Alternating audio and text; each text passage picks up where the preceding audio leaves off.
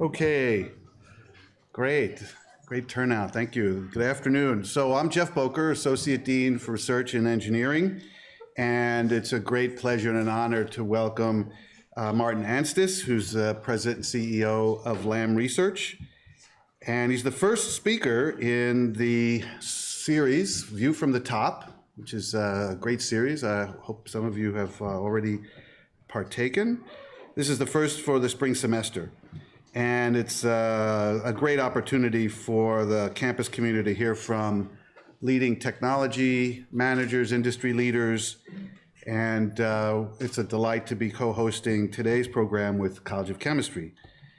Also want to thank the Berkeley Student Chapter of American Institute of Chemical Engineers, who are co-sponsoring today's lecture, and also welcoming the alumni and members of the Engineering Dean Society that are joining us today. Lam Research has been a generous partner of UC Berkeley campus for decades, and their impact on campus is far-reaching. They support faculty and students, including both engineering and College of Chemistry. Here in engineering, we've been partnering with Lam for over 3 decades. Our faculty collaborate with Lam in a number of our research centers and labs. And of course, we benefit from Lam's investments in students, graduate support, fellowships, and most importantly, in the very excellent support we have from Lam in our Marvell Nanofabrication Lab. And so we consider Lam really a signature partner of the college and also a great friend. So with that, I'd like to introduce another great friend, Doug Clark, who is the Dean of the College of Chemistry, to introduce our speaker.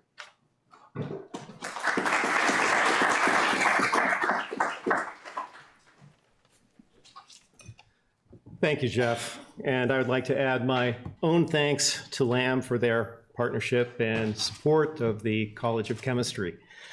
Lam Research has been a tremendous partner of the College of Chemistry as well. For example, we're quite proud that Chemical and Biomolecular Engineering Professor David Graves held the first Lam Research Distinguished Chair in Semiconductor Processing for 5 years, thanks to the generosity of Lam. And this distinguished chair exemplifies Lam's dedication to the excellence of Berkeley's faculty and support of research that advances nanoscience and engineering. And in that regard, I should also point out that this collaboration also includes the Berkeley Nanosciences and Nanoengineering Institute. So as Jeff said, it is now my great pleasure to introduce our distinguished speaker, Martin Anstis. Martin is President and Chief Executive Officer of Lam Research. He has been with Lam since 2001 in a variety of leadership roles. He was promoted to Chief Financial Officer in 2004, appointed Chief Operating Officer in 2008, and promoted to President in 2010. And in 2012, he added Chief Executive Officer to his scope of responsibilities and now holds the title President and CEO.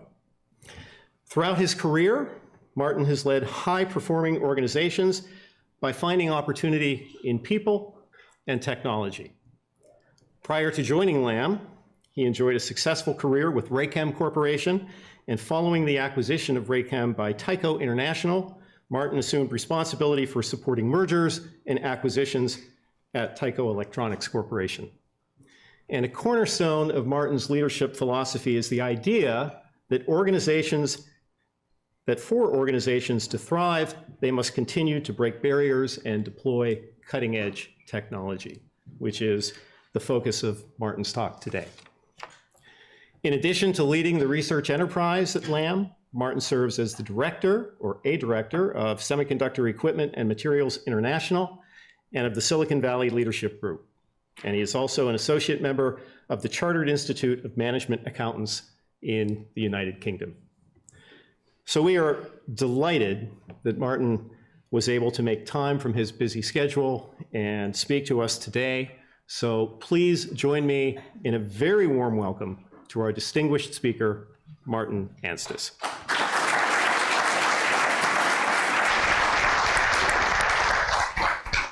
Thank you very much.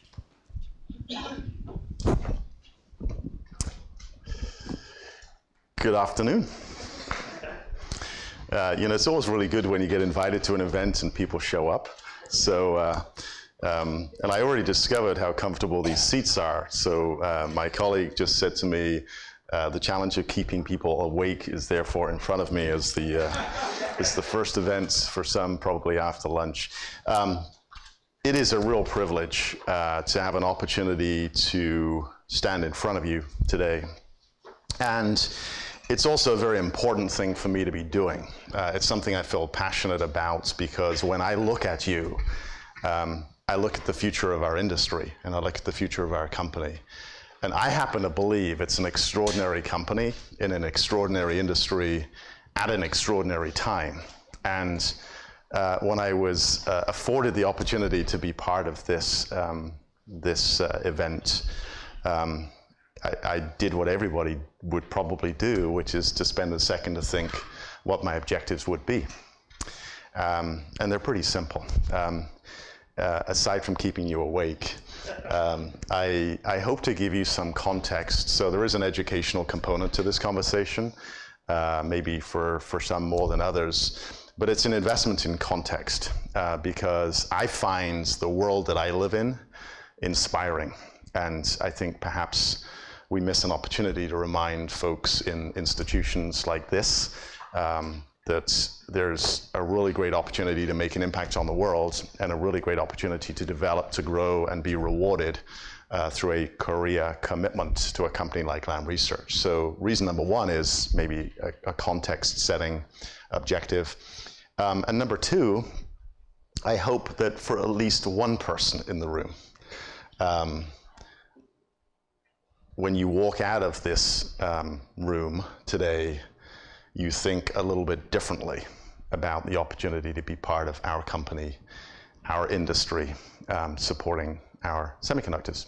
Second thing I thought about when I was invited to attend is, what do I talk about? And how do I frame a title of something that I think is relevant to the discussion? And I was pretty deliberate in my choice of 2 words on this slide. I happen to believe that companies can actually define their destiny, and leadership is the vehicle to make that happen. And often when you get into roles like mine, you can get overwhelmed by the challenges associated with running big companies. Our company is not huge, but we're a $20 billion market cap company with close to 10,000 employees around the world. So that's a full-time job. And a big part of what you have to do as CEO is decide how you're going to contribute to the success of the company. And I define my role very simply. My role, first and foremost, is to get the direction of the company as right as I can get it. So that's about a vision, it's about a strategy to achieve something. It's about defining a destiny, an end point. The second thing that I try to do is to create more opportunity than any other CEO in our industry to go execute it. So I spend a ton of time worldwide, as it turns out, creating opportunity for the company to achieve the vision that I'm going to share with you a little bit today. The third investment I make is an investment in culture, organization, competency, and capability. And my objective there is pretty simple. I want to create an environment in our company where people achieve more than they thought possible and achieve their full potential. And then the last thing I do is get out of the way and let everybody else in the company do their job. Because I will share with you some context that I share with everybody in our company. It really doesn't matter how smart any one of us is. What matters is how smart we are together in pursuit of a common goal. So I have tremendous belief, conviction, and ownership in the word leadership, and it's a big part of what I try to contribute to our company. And as was just declared, I'm not an engineer, I'm not a technologist. I wish I was, because some part of my job would be easier. And my kids are in their early 20s at this point, and I did try to influence them to live vicariously through their careers in engineering and failed on both accounts. But I have a passion for the technology of what we do. And curiosity is a big part of what I think makes leaders hopefully more successful than not. The second word here is also a very conscious choice, and it's the word of innovation. And again, in big company enterprise, particularly if you're a public company, there's an intensity of focus on short-term results. And that actually can be a disease to innovation and creativity. And so a big part of leading a company is to keep the long-term perspective in mind and keep the agenda of innovation and creativity and entrepreneurship prominence in a world where every single quarter you must deliver predictable results. And delivering predictable results is all about operational disciplines and controls. And so creating a coexistence of creativity and innovation is a prerequisite, in my opinion, for the success of our company and others like us long term. And when I talk about innovation, I'm not just talking about technology. It is the foundation of competitive advantage for a company like Lam. I'm talking holistically about creating competitive differentiation by innovating and creating things in every aspect of the enterprise that's better than the alternative. And that's a commentary on organizations, business processes, business models, as much as it is on technology, products, and services. Good news is, having spent 5 minutes or so on the first slide, I don't have so many slides. So we're not in trouble yet. By way of introduction, I just wanted to hit some quick headlines here. So I'll start on the left-hand side first, an introduction of Lam. So it turns out I spend lots of times on airplanes, and I'm sure like you, if you spend time on an airplane, at some point someone sitting next to you says, "What do you do?" Right? And I say I work for Lam Research. I used to say I work for Lam Research. I don't say that anymore. Because if I say I work for Lam Research, people go, "Who? What?" And the first thing I have to do is explain it's nothing to do with agriculture and farming sheep. And then the second thing I have to do is explain that we're not a research company. Fundamental research and design and development is a prerequisite for kind of what we do.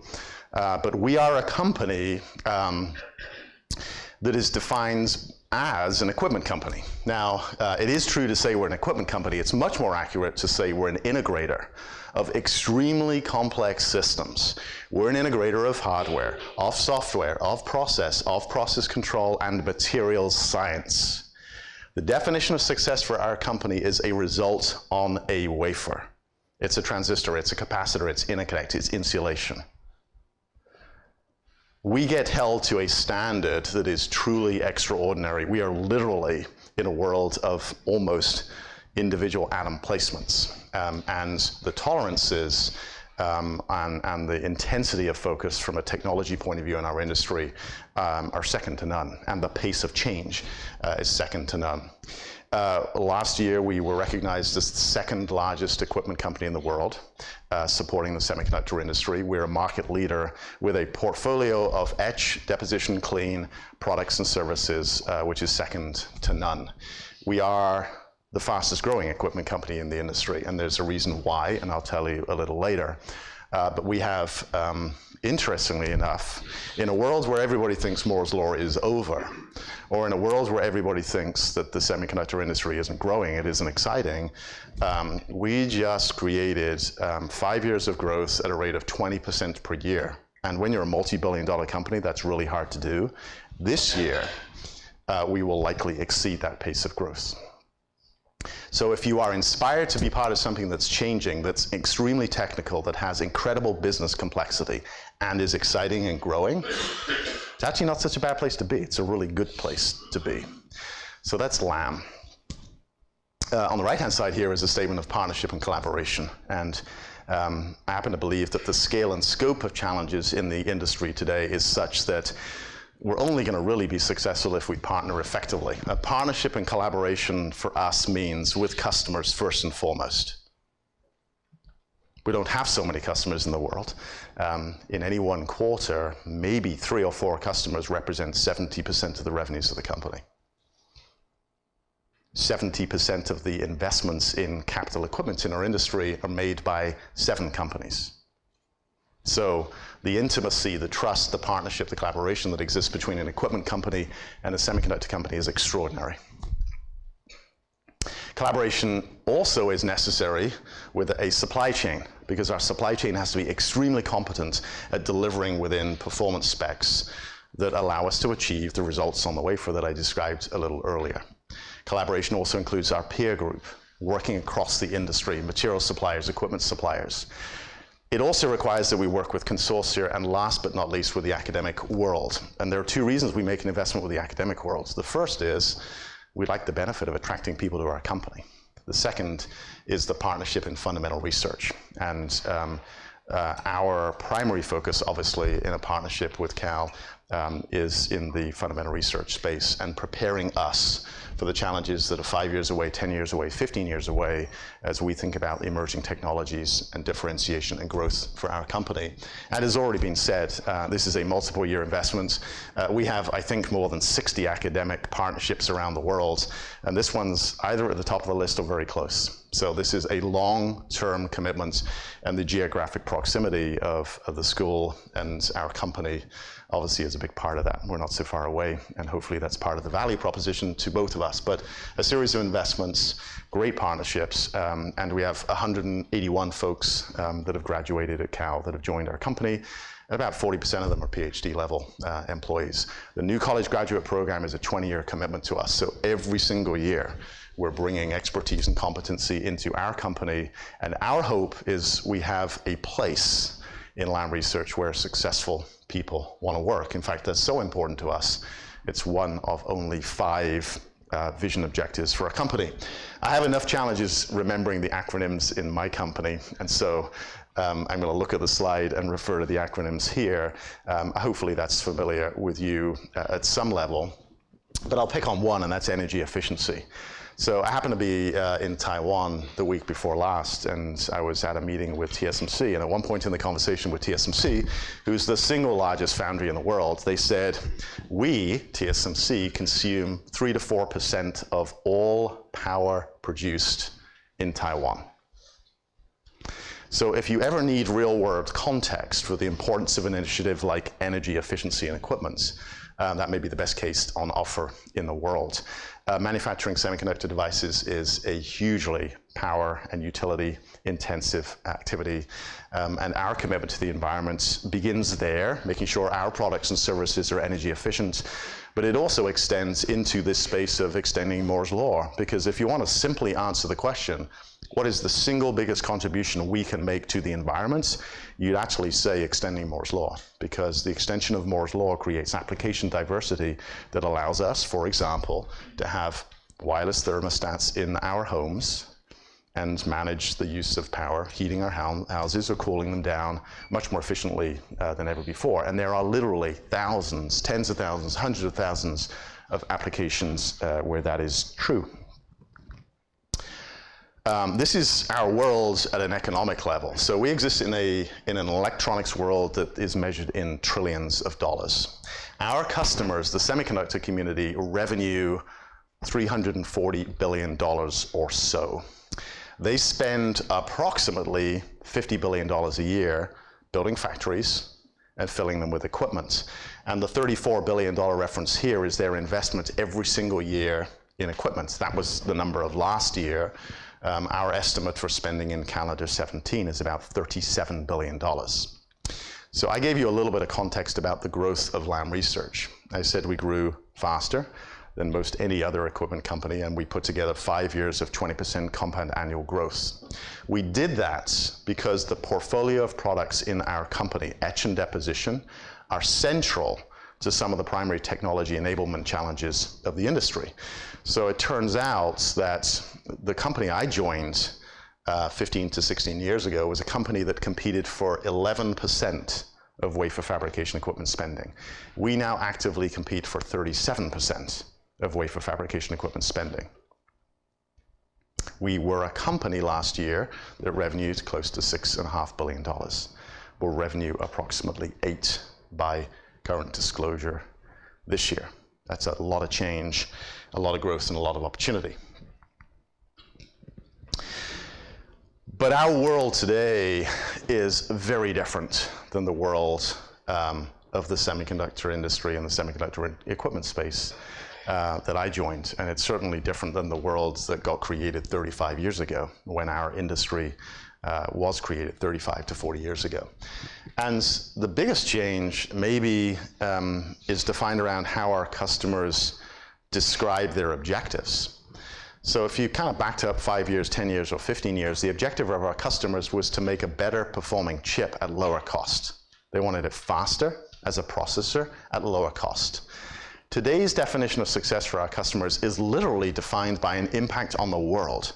Our customers want to make a positive impact on the world, and they define that in any number of ways. So some people define it in terms of our leisure world, and there are gaming roadmaps that are there to entertain us, and virtual reality maybe is a nice example of that. Some of our customers are working on climate control, and distributed sensors, for example, and ubiquitous connectivity are roadmaps of customers to make the environments a higher quality environments. Some of our customers are working on transportation solutions. The easy ones that get publicity are things like assisted driving and transportation solutions, high-speed rail networks, and so on and so forth. So there's a set of activities and definitions of success for our customers that are entirely different today than was true 5, 10, 15 years ago. Their definition is different. The company I joined looked at customers and categorized them between memory companies and microprocessor companies and foundries. We don't do that anymore because our customers are systems integrators. They take everything that's available in the electronics world, in the device world, and they package it to deliver integrated and systems value to their customers. So this is no longer a world of a killer app. It is no longer the world where the PC, as an example, dominates the world of electronic products. It's a world of diversity. It is a world where our customers define a contribution to our lives. It is a world where, for one reason, and I left my cell phone in my briefcase, imagine a cell phone. For one reason, the semiconductor industry touches every single person on the face of the planet. That was not true 5 years ago. It is true today. And the backbone of interconnect that is available from a cell phone, combined with the storage capability that we now refer to in the cloud, combined with the advanced computation capabilities that are available to the world in processing, in logic, and the label of PC really doesn't do that justice, but the sum of ubiquitous connectivity, principally the backbone of the cell phone technology, the cloud, and the capability of mass storage and advanced computation, is creating a diversity of demand that is literally exploding. We are just scratching the surface of what is possible in terms of innovation in the semiconductor industry. There is a theme of consistency. There are still things our customers want today that they wanted 10 years ago, 15 years ago. They still want lower cost, and they still want faster processors. But they want more things today. They want better density, because form factor is really important, and our customers and our customers' customers want to pack more content into a cell phone, for example. Speed, processing speed, is still very relevant to the industry. But one of the most prevalent trends that we all live and breathe every single day is power consumption. And the focus on power consumption in the world of electronics is probably one of the most impactful trends relative to the investments of our customers. But there is a collection of things that are very relevant to the success of our customers. This is how we contribute value to them. And if I were to shortcut this slide, I'd say we give them enabling technology, we give them productivity, because they've got to have a business model that works for them. They must be profitable as much as us. And we give them time to market, because the world is moving really fast. And time to market for a customer is literally worth billions of dollars. And we do it this way. What this means in our world is a focus on what we call the grand challenges of the industry. And the grand challenges of the industry include process control, making sure there's repeatability of process.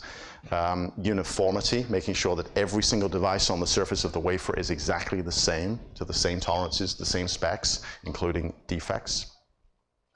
The challenge of atomic level scaling, the challenge of aspect ratio scaling, the challenge of killer defects, the challenge of cost. Those 6 or 7 things define the areas of investment in innovation from a technology point of view that defines how we contribute to the success of our customers. The good news is there's actually a great roadmap. And so for anybody that's sitting here saying, Moore's Law, at its end, we're reaching physical limits, there's no future in this industry, I'm here to tell you, you are very wrong. And I think actually at every point in the last 50 years, someone's had a view that innovation is stalling. It is more difficult. And the idea that innovation is simply shrinking things is a world that's changed. So you might hear about more than more. And more than more is trying to communicate what's on this slide. And what's on this slide is a roadmap in foundry logic, which is relevant to the microprocessor world, the GPU world, the foundry world. It's a world that runs through the early 2021, 25 timeframe with a roadmap through 3 nanometer technology, with EUV implementations in patterning, and ultimately with a progression from FinFET to horizontal and eventually vertical nanowire transistor technology. It's a world in DRAM, which I would argue is probably the most challenged roadmap of the industry technically, but it's still a roadmap that has 3 generations in front of us. There's a multiple year roadmap for the DRAM investment, and there's a world of new memory. And last but not least, and this one's super relevant for us, the world of non-volatile memory represented here as 3D NAND. That transition is one of the most impactful transitions to the cloud, the enterprise, the mass storage story. And the roadmap today is a 10 to 15 year roadmap. I was reading an article by one of the top memory companies, and they said 15 years. And they said they see a roadmap to a device roadmap of vertical scaling that extends above 200 layers of alternating materials. We're nowhere close to that today. So there's a tremendous future and certainty associated with the technology roadmap. There's a lot of unanswered questions, but that's the opportunity. That's the opportunity to innovate, and that's the opportunity for competitive differentiation. A little closer to home, this is our world, and this is what defines our opportunity to grow our company. The 3D NAND transition, which recognized that just shrinking non-volatile memory was not the answer, stacking vertically was. And we've created a situation where the product portfolio of our company now claims 90% market share of critical etch and deposition applications, enabling that roadmap. A memory customer in the world will literally say to us today, you, Lam, are making it possible for us to execute our business strategy. That's a tremendous opportunity. It's also a tremendous responsibility, which is why at the age of 50, I have as much gray hair as I do. But it is a tremendous privilege to be in a position where, as part of an ecosystem, you can contribute to the success of your customers, who in turn have an ambition to make an impact on the world. And that's exactly what's happening here. DRAM and foundry logic for us is an opportunity around patterning. So some of you may have familiarity with the challenges and the stalling of the lithography roadmap. So immersion lithography is essentially the high volume manufacturing lithography of the industry today. Next generation will be EUV. And that's a little later, or a lot later, by some definition than originally anticipated. And the industry has kept scaling and shrinking thanks to multi-patterning innovation, which is concentrated to etch and deposition product portfolio. So the company is very central to that roadmap as well. And the last thing to say here is the importance of chip integration. So packaging and systems integration is so much more important today than ever before, creating performance and cost benefits for the world of semiconductor technology. So what does it mean to be successful in our industry? Well, the answer to that question is defined by, it depends on what your objective is. So my objective is pretty simple. I want us, Lam, to consistently increase our strategic relevance to our customers. And what I mean by that is I want us to become more important, not less. I want us to be more enabling, not less. And I want that because that creates opportunity and it helps manage risk, which are 2 important parts of a leadership responsibility. So I want to increase strategic relevance. The second thing I want to do is have sustainability. I don't want to have incredible performance and then fall off a cliff. I don't want the next generation of people at Lam Research to inherit something that's less than what I have today. Sustainability is critical relative to innovation for our customers. And what I didn't say on a prior slide, which I probably should have done, if you look at every element of technology innovation today, software, big data, AI, neural computing, algorithms, analytics, that is enabled by this story. It's enabled by the silicon that provides mass storage, advanced computation, and connectivity. And I would argue that innovation can exist in that separate universe without silicon, but not for very long. And so if we are serious about our industry, we're owning the sustainability of the technical and the technology economy, and making sure that our roadmap for innovation in silicon and alternative technologies in device architecture. So that's the definition of success for our company. That's what we're trying to achieve. And we do that by focusing on these things.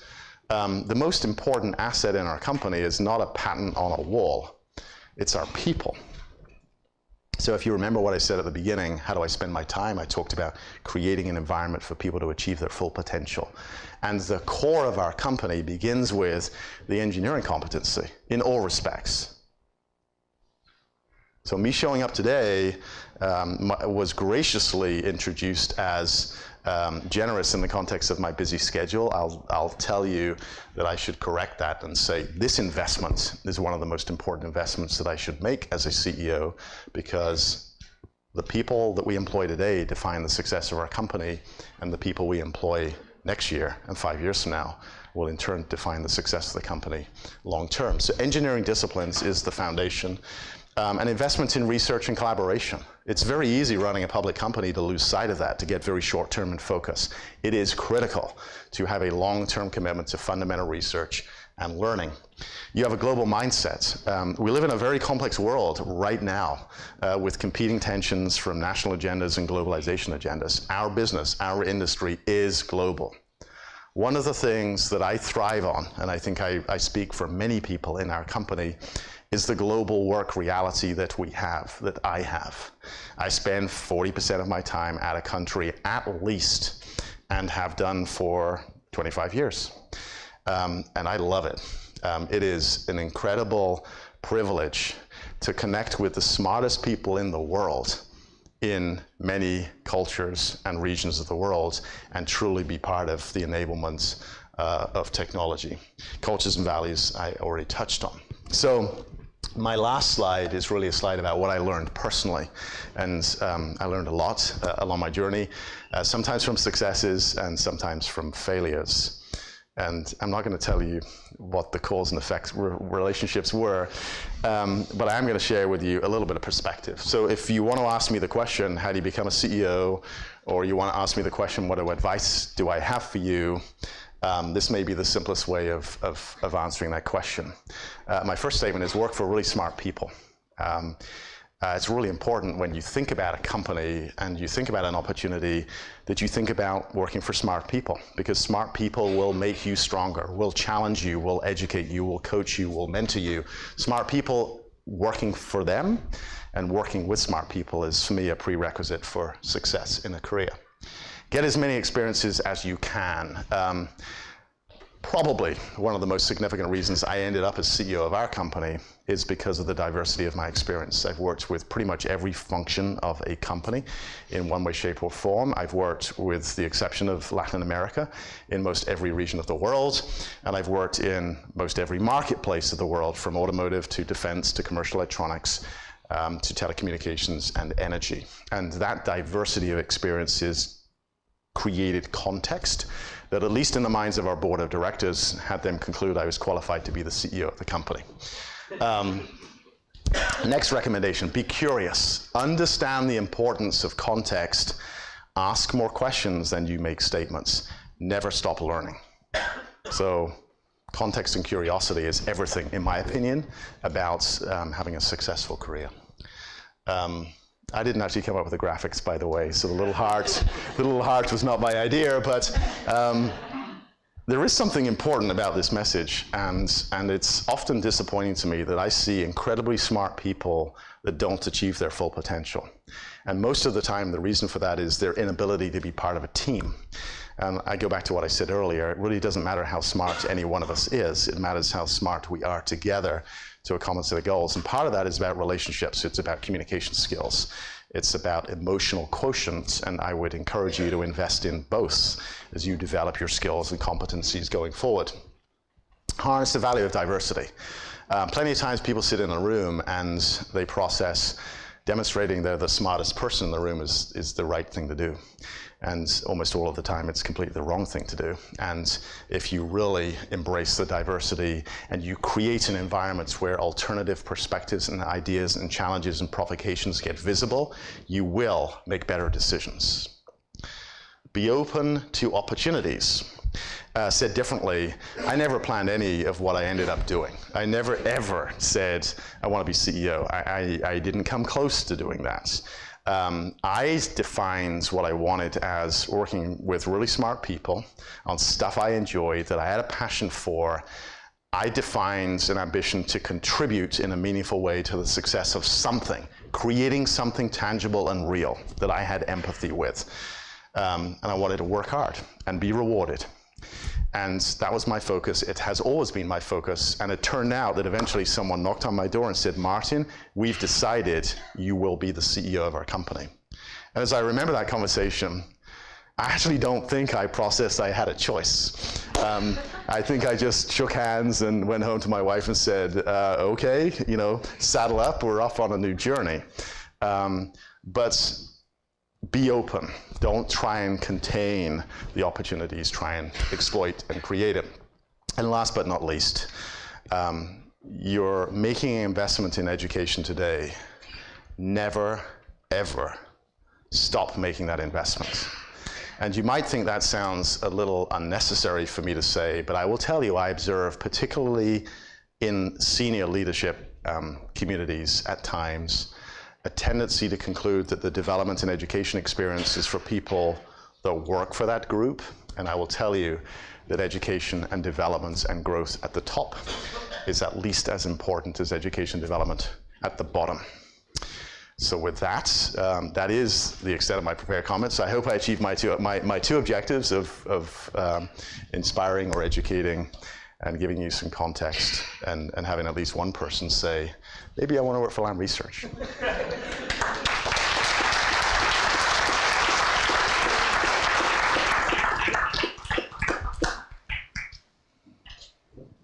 Not only did you accomplish those objectives, you kept everybody awake on the edge of their seats.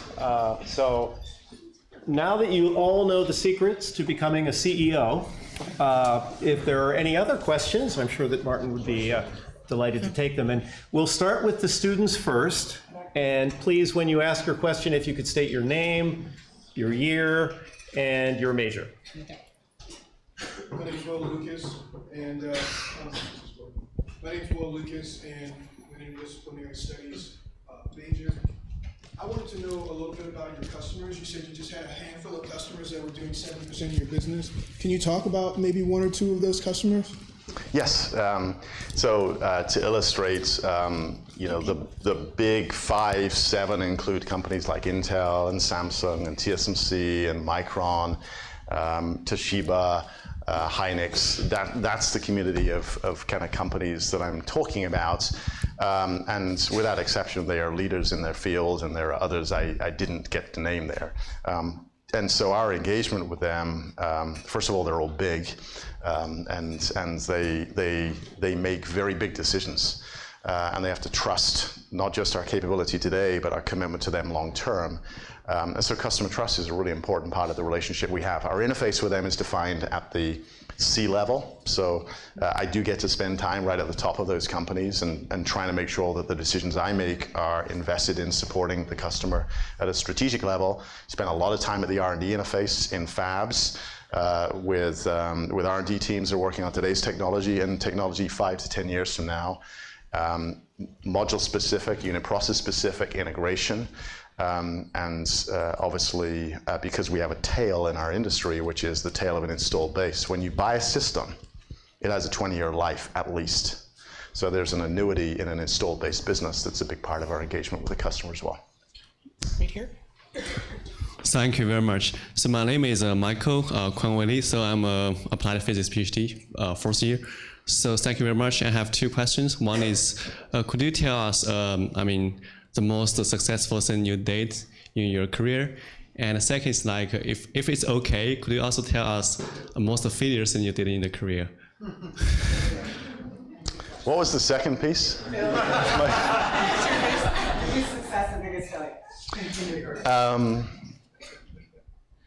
Well, my biggest failure is actually a very public one, because I took the risk that I could do something pretty extraordinary in our industry, and I took the risk that I could bring Lam Research and KLA-Tencor together to create an unmatched competency in process and process control. And the US government stopped me doing that. So I do describe that as my single largest professional failure, but I do it again. Because a big part of what it means to be a leader at any level, frankly, is exercising business judgment and taking risks that you can manage. And I took a risk from a position of strength, and it was the right thing to do, and I think a disappointing outcome. Maybe slightly different than my biggest success, but something I'm most proud of. I'm most proud of the pride in our employees for what they are accomplishing. I mean, growing companies and making them more valuable is really cool, but when you see someone that is truly inspired and passionate and proud in what they've accomplished, as a CEO, it's the coolest thing in the world. Right here. Hi, I'm Santiago, Material Science PhD. I have a question related to, I guess, communicating the value of scientific and basic research. You don't need to convince us, but I'm sure that, outside this room and outside this campus, there are people who don't necessarily appreciate the value of these fundamental questions. What would you say to them so that, they can continue doing? Well, it depends if they work for me or not. If they work for me, I'd say something different than if they work for my competition. Actually, one of the things I learned is it turns out you don't actually have to get everybody believing the same thing. You don't actually have to get everybody motivated in the same way. You do have to align people. You do have to kind of make sure that there's a common goal and a common definition of success, but everybody doesn't have to be involved in everything, and everybody doesn't have to be knowledgeable of everything. I have to be, because I sit at the top, but for me, you have to create something that inspires people. You have to create a what's in it for me. So if you can't make a connection between the value of fundamental research and a business objectives you're trying to achieve, you will never, in my opinion, get everybody calibrated to the reality that you just characterized. If you do make a connection between an investment in fundamental research, a capability, a value proposition, competitive advantage, and business results, you will inspire the hell out of a lot of people. So we're here, and then we're going to the back of the room. So Okay. this is Emily. My name is Roshni, and I'm a mechanical engineering major. Like you said, semiconductors form like an integral part of cell phones. Yep. And we all realize how rapidly we are replacing our handsets. Like one new feature in a new handset and the old one's gone. Yep. Which is kind of against sustainability. How do you justify that? Well, I was talking about my own sustainability. So you're right. Certainly there's an environmental consequence to the picture that you just described. So sustainability in the context that I was trying to refer to was business sustainability, which is creating a situation where the investments necessary in fundamental research and design and development can exist for a long time. You make a good point. Part of how we contribute is the environmental side of sustainability, and that's kind of something that we spend a lot of time thinking about. Hi again. Just want to say thank you so much for taking the time to speak to us today. I'm Stephanie. I'm a third-year material science and engineering major, and I'm going to be entering the job force soon. And so I was wondering, what role does material science play in Lam's mission? And you talked about sustainability, looking into the future. I was wondering if you can elaborate a little bit more on the role of material science. It's fundamental. There's nothing we do on the surface of the wafer that doesn't involve material. I mean, we're removing something or we're depositing something, and it's metallic or it's not. So the world of material science is everything about a component of integrating results on the wafer. And as was characterized, albeit briefly, from the roadmap of the industry, the world of new materials and synthesized materials is increasingly relevant for the future of the semiconductor industry. It's a big part of innovation. So I would say critical. I mean, Dave, would you add anything? Hi, my name is Andrew. I'm a second-year undergraduate studying mechanical engineering and business administration. And my question is, when you are that one person at the top, how do you continue to learn when essentially there's no one above you? I don't know.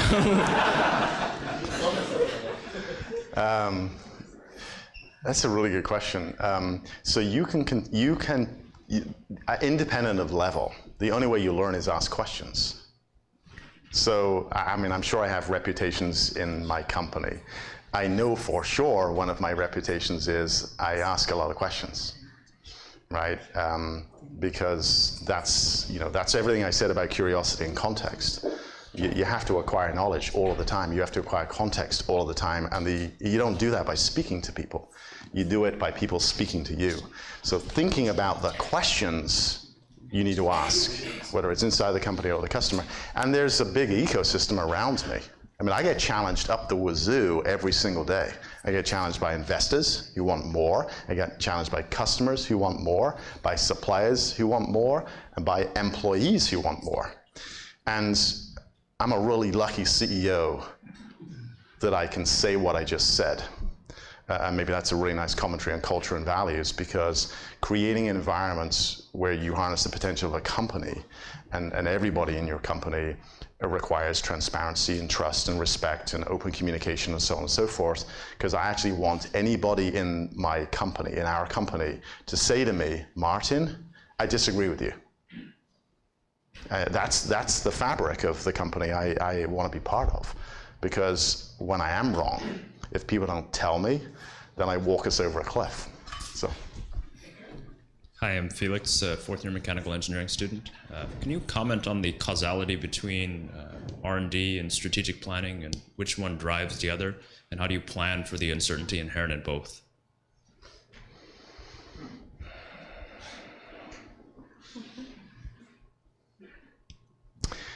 I'm not sure I would actually opine on a kind of cause and effect, chicken and egg. I think they kind of they're necessary kind of coexistence, because an innovation in R&D can create a consequence, often does, right? Which is an innovation in a business model. So, I mean, we try to kind of coexist in two agendas, right? We try to innovate and create business opportunities and plan for a future driven from fundamental research and developments, which is kind of putting things on the shelf and creating opportunities and learning. And then we also have a vision, and we try to develop stuff to kind of fit that vision. So I don't know if I describe cause and effect. I think we try and parallel process. And the trick is, keeping that balance in play and keeping an investment in the long term and not being overwhelmed by the short term. Because I will tell you that one of the biggest challenges running a company in our space is preserving the long term, because the intensity of focus on short term stuff is so big. Okay, so we're gonna have two more questions. Two more. Okay. This one and then. And then I'm afraid if you have more, maybe at the reception. That's always a good sign when we can't get enough questions in. Hi, Sean. I'm an economics and computer science major, and I was wondering, your talk today was about leadership and growth, and with the new leadership within the U.S. and the increased geopolitical tensions between the U.S. and China, how can you as CEO provide assurance that the growth in China being your main fab investment region over the next 5 years, how can you provide assurance that the growth will be sustainable and ongoing? It's hard to really honestly say I can assure you of anything. I have a hypothesis, and I have conviction, I have belief, and I have belief in political systems, I have belief in the economic systems, and I have a belief in the technical innovation that's possible in this ecosystem. I'll just maybe restate your question a little bit. China isn't actually the single largest part of our industry in the next 5 years. It might represent 10 to 15% of the industry, but we are a global industry. And your question is a very important one. How do I deal with the environment you just characterized? I'm super attentive to it. I'm trying to visualize different scenarios and trying to create versatility in our company and business model to manage risk and exploit opportunity better than anybody else. I actually don't worry about things I can't control. I pay attention to them, and I worry a lot about things I can control. Final question.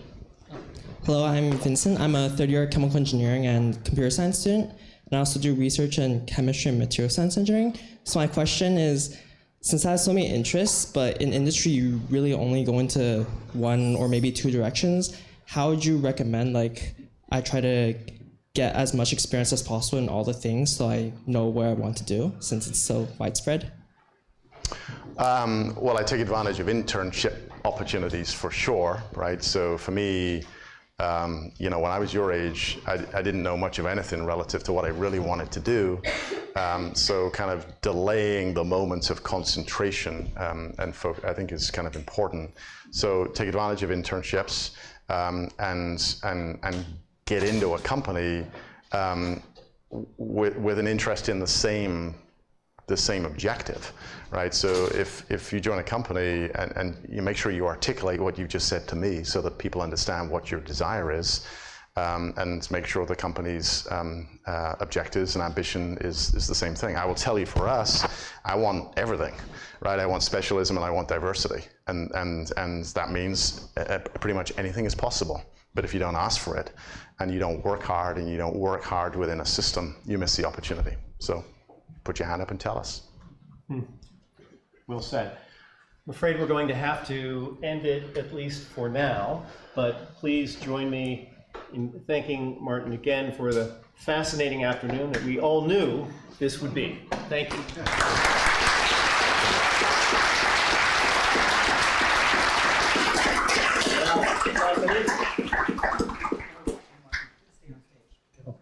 Okay. Yes, please, Martin, stay on stage. We're not quite done with you yet. There's just one more item of business. We have a small token of appreciation for you. Oh, super. Which will confirm your lifelong status as an honorary What a privilege. Cal Bear. Thank you very much. Thank you. Thank you.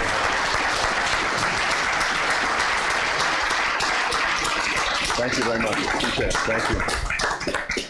And this gentleman reminds me that one more time we should thank our student co-sponsor group, the American Institute of Chemical Engineers. So thank you.